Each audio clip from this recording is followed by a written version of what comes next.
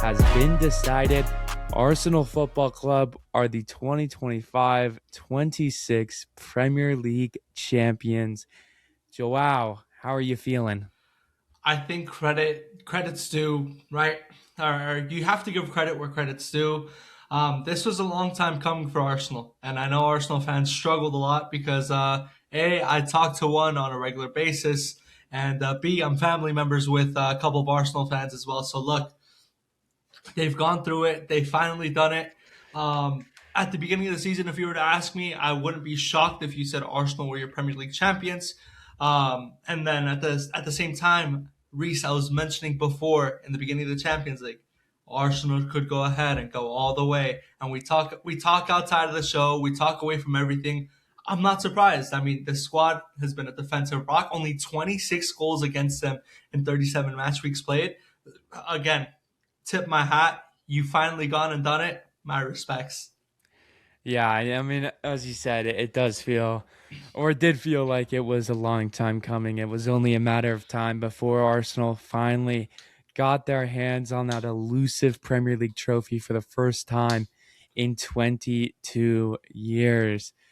it I mean, it was the best team in the league this season, and that's just the fact of the matter. Arsenal were unstoppable against the teams below them in the table, well, which is technically everyone, but I mean 7th through 20th at home against the side 7th through 20th in the Premier League.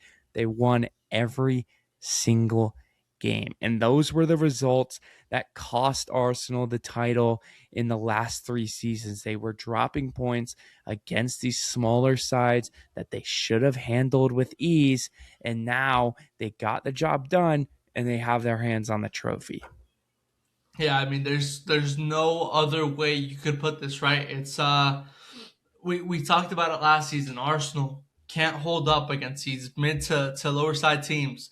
They struggle with this. They struggle with that. They've come in this season. They finally started to find this continuity and just sort of start playing in a cohesive manner where you don't need that much firepower up top, and it's gone and it's worked, right? So I mean, again, there's nothing else I can say because once again, it's something that what it's a project that took 7 years.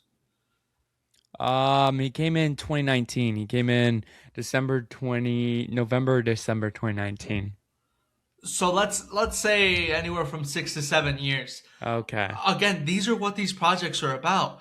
You have to give your manager that trust, that time, that capital. If I'm not wrong, I was seeing some stats about it this morning. 1.5 billion pounds spent in those 7 seasons. He's had the backing, he's had the support.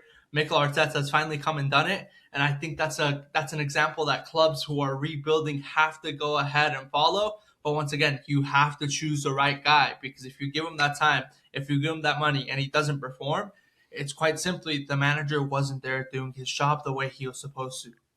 I do have to say that was one of the worst 6-7 clip farms the inverted microphone has ever seen. I mean, that was forced. You didn't even put any effort. I know you can do better. No, no, no. But I was speaking more seriously in like terms in the relate in terms of the project that Arsenal has managed here since Mikel Arteta took the helm of this football club. yeah, whatever, man. I believe it. But what I do believe is it was an incredible project. I mean, you look at when Arteta came into the fold for Arsenal, he came in and replaced Unai Emery, who, quite frankly, underachieved after replacing Arsene Wenger. And and Arteta, he did struggle in that first year and a half, right? They were not very good through the opening few weeks of the 2021-22 season. You know, after 3 games, they were bottom. They hadn't scored a goal. I think they had conceded 9, 5 to City, 2 to Brentford and Chelsea. And then they finished that season fifth, which was also a bottle because they should have finished in the Champions League spots. They threw it away. And then ever since then, the mentality of this club has just gotten stronger and stronger and stronger every season. And I think this season was about getting the job done no matter what.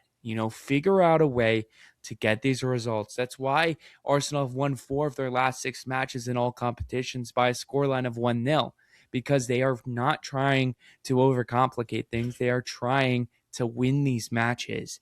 I think from here on out, this is where the fun starts. This is where Arsenal can take that claim to become one of the best clubs or not one of the best clubs in England, because Man City, Pep Guardiola is out. We'll talk about that later.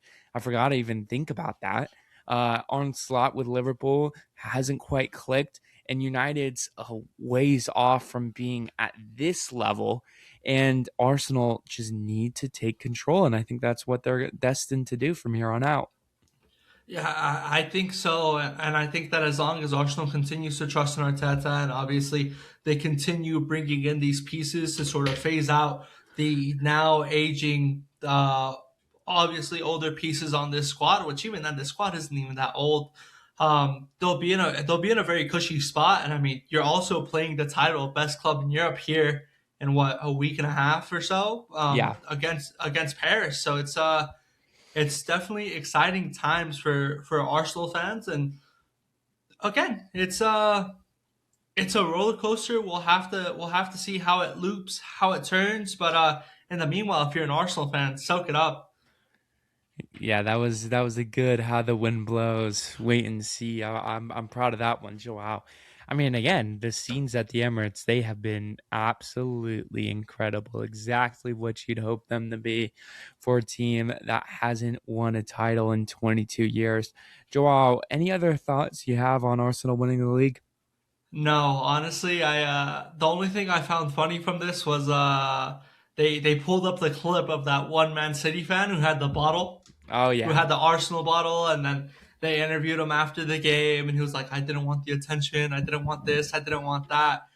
I found it absolutely hilarious, especially because between these two clubs, obviously we've seen before with Holland saying, "Hey, stay humble," right? And then Man City's spiraling down from there.